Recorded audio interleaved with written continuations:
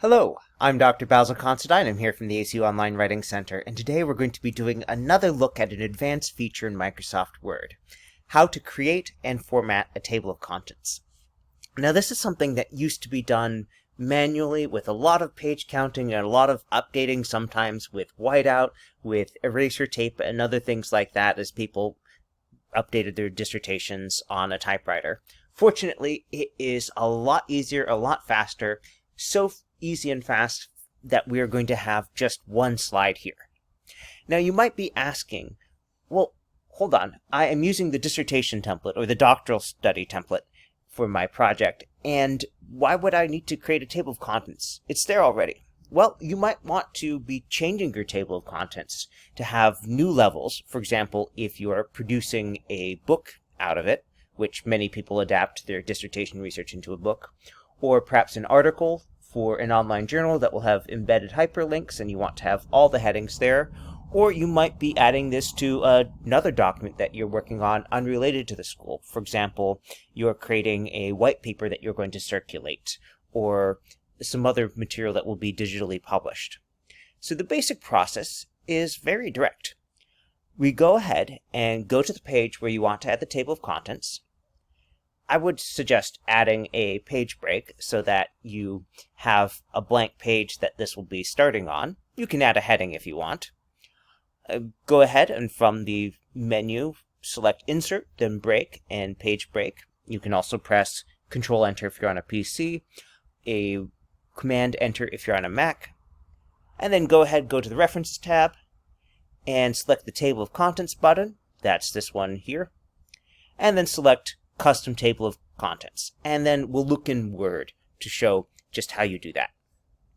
Now, if you watched our earlier webinar on how to create an index, you'll recognize this document. We are working with Pride and Prejudice by Jane Austen. And right now, we're going to go ahead and we're going to create a table of contents here. So I've got the place where I want to insert this, so I'm going to insert a page break. And in my case, I do want to have a heading that says Table of Contents. So I'm going to add that there. And I'm going to now go to the References tab. If you're starting at the home, just go to References here. And then in the upper left-hand corner, there's this Table of Contents button. And you can select from some pre-made, pre-styled tables of contents. But in this case, I'm just going to go with Custom Table of Contents for now. I don't know how the editor will want to style this. I just want to have the basic elements there, and then they can make it look nice and consistent later on. So what does this do? Well, we have those same options that we can pick from, and we can look and see how the different levels will appear. In this case, the different styles that appear in the template. We see, APA level 0 and heading 1. Either one would appear in this level, same thing with APA level 1 and heading 2. So this gives us more than one choice for what these headings will look like, and you can also edit this by tweaking the TOC styles, which stands for Table of Contents. You'll note you can also adjust the number of levels here. So if I wanted to have level 3 headings show up, I could do that. Now, I just want 3 right now, so we're going to do that. You can see that you can hide the page numbers. I would recommend including them. They make it handier for finding things. Now, use hyperlinks instead of page numbers. What that does is if you have this selected, you'll be able to click, when you're using a PDF viewer, you'll be able to click on the table of contents numbers and it will take you to that page, which is a great usability thing. Now the tab leader, that's these little dots here. We can set that to be dashes if we want, or an underscore, but I like the look of the dots myself. It's a classic look. Now I can go through some of these other options here and see, this is how I pick what styles, what heading styles show up here. So I could add more if I wanted. But in this case, I do like the set that I have here, so I'm not going to tweak any of those. You can select Modify, and this will shortcut for editing the different heading levels. So if you wanted them to have different font sizes, you could select one here and then select Modify. And that would just affect how they show up in the table of contents. You can also change things like the indentation here. So let's go ahead and we'll just add this with the basic options here. Now, something you'll notice here, we don't have a lot of headings. We've got index, and we have the title here seems to have some headings assigned. Now, I don't actually want the title, and I don't want by Jane Austen there. So let me go take a look at that. And so if I go to the styles pane here, we'll see that somewhere in there it's gotten a style attached. So we'll select clear formatting. And we can look at this and see, okay, why is this appearing here? Now, it could be that we go ahead and we style this manually. And we make that, say, bold. Let me just zoom out here so you can see the whole page here. And now if we go to update our table of contents, let's see what we have. Now we just have the index. Now, we'll get to why the index is looking as it is there in a moment. We want some more headings. And in fact, just to make this look nicer, let's go ahead and we'll bold this and make it centered. Now, there are different styles that come in built-in in Word. Normally, if you weren't using this setup that I have, which is designed for the ACU, APA course papers and dissertations, you'd see things like heading 1, heading 2 showing up here. I happen to have those hidden. Now, I'm going to go ahead and use this APA level 0, no TOC, which means don't make this heading appear in the table of contents. I'm going to go ahead and put that in there because I know I want that centered and bold look. And I can always edit the font size here in the style to make that larger if I want. But here, Chapter 1, well, I'm going to go ahead and make Chapter 1 a Level 1 heading.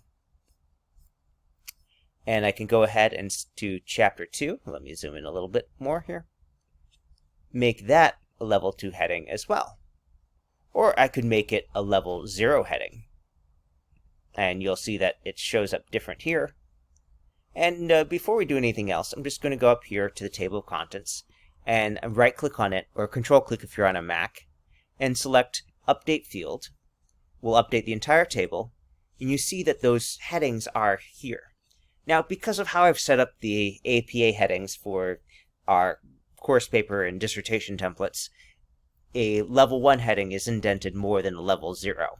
Now, if you're just working on your computer, you might be using the default heading styles that Word has, but in this case, we're just going to go ahead and set this so that we have this using Level 0. So it's on the same level as the index. Now, if I'm watching this menu here on the left, I can see what I've missed. Because here we have 1, 2, and 11, so I know, oh, I've got all those chapters in the middle to add. And so this view here, you can bring this up by going to View on the ribbon, and then selecting Navigation Pane, and then this Document Map button here. And this will show you all the headings plus whatever's in the table of contents. So as I'm going through this, I'm looking for the word chapter, and then I'm applying the Level 10 style. And so I've got to do that a number of times, and I'm just going to fast forward through this to not bore you. Alright, you can see from here on the left that I've added all the chapters that are in our document so far. And again, to update the table of contents, I just right-click or control-click if you're on a Mac with only one mouse button, and select Update Field, and if prompted, Entire Table. Now, you can see that this is just whatever we had here. There is no chapter title, which some books will have, and there's nothing else there. It's very basic, very straightforward, which is fine. During this period of time, book chapters usually didn't have individual chapters given to them by the author. But you might be wondering about this index here. Well, Word has this idea that a heading should be at least a certain length. And there are a couple ways that you can get around that. One of which, if you click in here and you just press Tab, it will fill in the space like so. And you can see I just click there and press one button and it fills like this. Now if I update just the page numbers, because I've added more text or changed the size or something, that won't undo that. But if I update the entire table, I'll have to do it again. So most people won't bother doing that till they're going to go ahead and submit that. And that's really all there is to say there. Now, if you are going to start adding subheadings here, you might look and see where would you like to divide this. And you'd probably look through the chapter and see, okay, is there a logical place? Now, let's say you decide that you're going to add some subheadings here. And we'll call this scrupulousness. So we add a APA Level 1 heading, but we probably want that to look something different. So while you wouldn't be doing this in your dissertation, you might, if you were adapting it for something else, you can modify the style and say, oh, I want that to be italicized and not bolded. And now any new heading that I create that is a level 1 will be italicized and not bolded. Now, level 2 is based on level 1, and level 3 is based on level 2, so you can see that they lost the bolding when I took that out. And that has to do with how they're set up. You could go and override it by modifying that style, but it gives you a certain visual consistency when you have that inheritance. So, again, in the original manuscript, there weren't any headings like this, but some editions of books will add them for the benefit of readers, especially if there's a famous scene. For example, when Mr. Darcy's aunt, Lady Catherine, confronts Elizabeth. That is one of those scenes that fans like to turn to and read because the dialogue is just so delicious. So you might find yourself adding things like that for the benefit of the reader wanting to find that. Now, since we've added this heading, we can go ahead and update our table of contents. And we see we have these subheadings now showing up there. Of course, we undid that change there, so we'd want to add it back in. But again, if we're saving that for the final pass before we turn it off to someone, it takes seconds to add. And in the meantime, the fact that it's a little bit off doesn't change a lot. There is a way where you can rewrite that rule, but it tends to cause problems with other formatting things, so I generally don't recommend it. But if you really want to do it for a project that you have, I can walk you through the process and just make an appointment or send me an email, and we can work through that. So however many chapters and however many things you might add to the chapter name. So for example, we might call this the beginning. Again, not having these in the original manuscript, sometimes editors will add them for the benefits of the reader, a special edition, especially if there's a lot of commentary. Now, you could add titles like this, and then when you go ahead and update these, you'll see that that is appearing there. And of course, right now this is formatted for an 8.5 by 11 inch piece of paper. Perhaps you're working with something smaller. So let's talk about how that will look, because people looking at this will often say, well, that's an awful lot of space. And that's true, because when you are looking at a printed book, usually it has a minimum 12, often 14 or higher point font, and the pages are not as large as your computer paper. So we could go to Layout and change the size and select one of these or define a new thing, and let's go ahead and we're going to go ahead and use A5. So this is one of those standard paper sizes that's used for a lot of things. And you can see that now this starts looking more appropriate, but we probably want to have something a little smaller than those 1-inch margins on the side. So now we go to the Margins button, and again we're in the Layout part of the ribbon, Margins, and you can set particular margins. So we'll start with 1/2 inch. Now you might decide that you're going to adjust this based on what we see here. But you know, that's the kind of thing where we want it generally in the right ballpark, and when this is published as a book, there'd be some additional tweaking in typesetting anyway. You might reduce this little space here, for example. You might use a different font. And so you don't want to spend too much time customizing it if you know that someone else is going to do that. You want to have it set up so it's easy for them to work with. The essentials, the text that you as the author or the first editor are going to be adding. But other than that, we don't need to worry about the particulars. Now here, you might be wondering why this is a different size. Well, if you watched the previous webinar on creating an index, you'll know that we created a section break here. That's the next page type. So that says, oh, different rules follow here. So if we want this to be the same paper size, well, let's go ahead and set that same paper size here. And now that that index is too large, so let's go ahead and let me set that paper size here as well.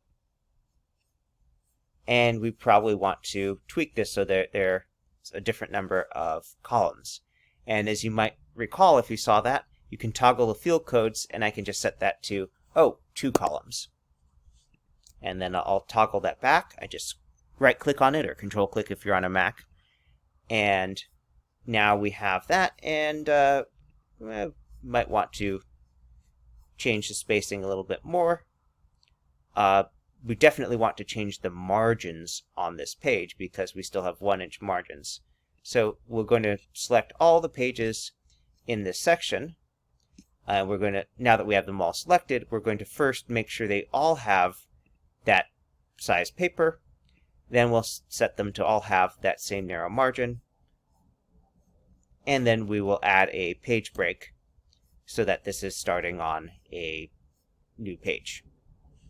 We can even go ahead and update this here, and you'll see that we have around a full page of entries for our index.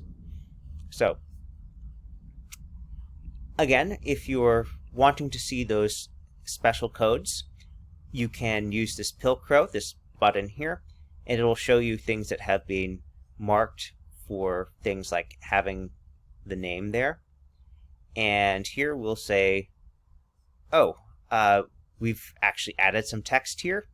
There are some names that aren't appearing everywhere, so we can go ahead and select this. And if we go ahead and we are in our References tab, we can select Mark Entry. And so we'll just mark this individual one. And we see, there's a new name. Let me go ahead and mark that.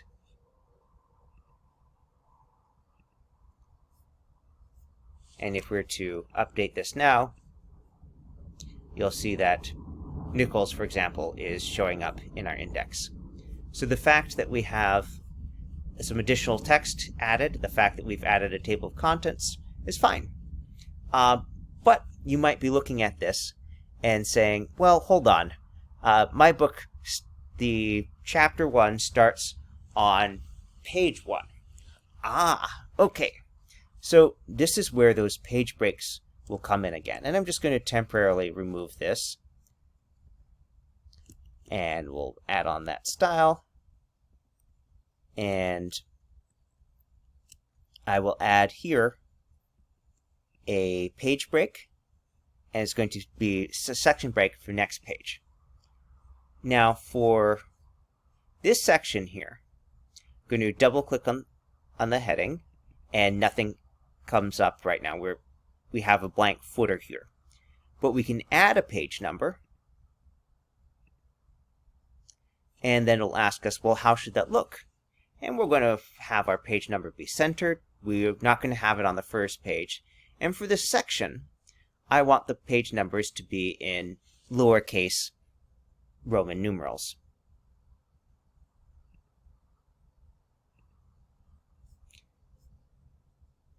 And I can look at this and say, okay, well, I want this to be centered, so I'll go format that and move it to the center. And then here, I can select this, and looking in the footer, I I'll deselect link to previous, so I will want to be able to change the page numbers here myself. And here I'll go ahead and format this and say I want this to start over again, start at 1.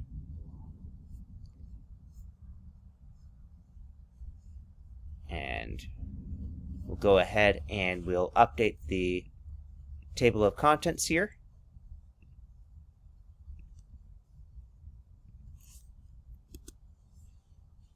And you can see that starting on page 1.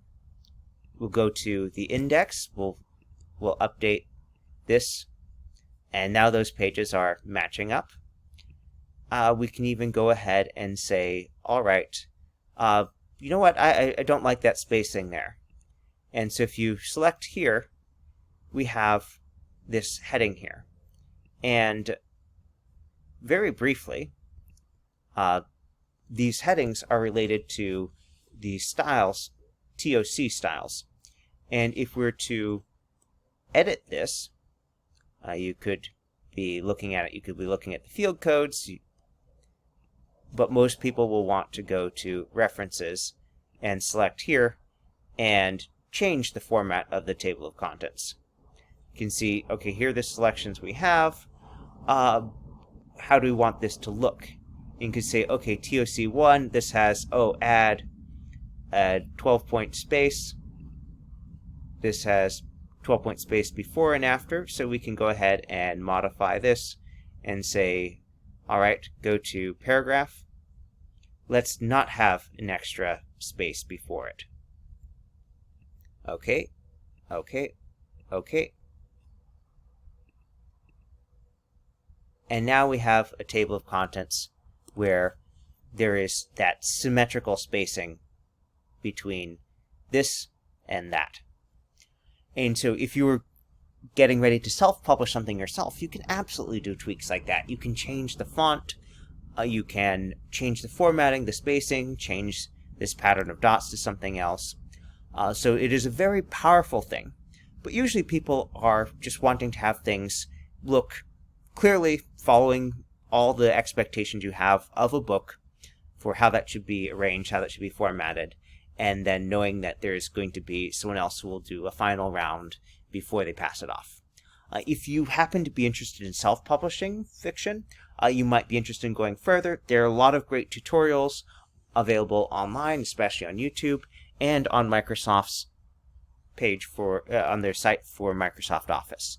So those are all options that are available to you. I hope that helps. If you have any additional questions, feel free to email onlinewritingcenter@acu.edu or schedule an appointment online. And with that, I bid you good night.